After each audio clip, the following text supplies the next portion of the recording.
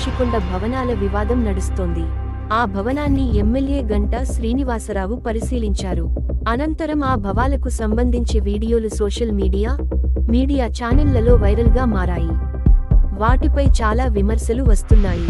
తాజాగా విశాఖ రుషికొండలో భవనాలపై వస్తున్న విమర్శలపై వైసీపీ స్పందించింది.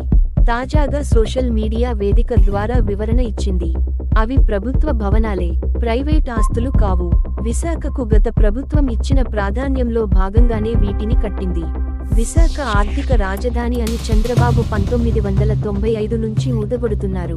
రాష్ట్రపతి, ఉపరాష్ట్రపతి, ప్రధాన మంత్రి విశాఖకు వస్తే ఆతిథ్యం ఇవ్వడానికి సరైన భవనం లేదు. వీటి ఫోటోలను వైరల్ చేస్తూ బురద చల్లడం వెనుక ఉద్దేశమేంటో ప్రజలకు తెలుసు అని ఫైర్ అయింది.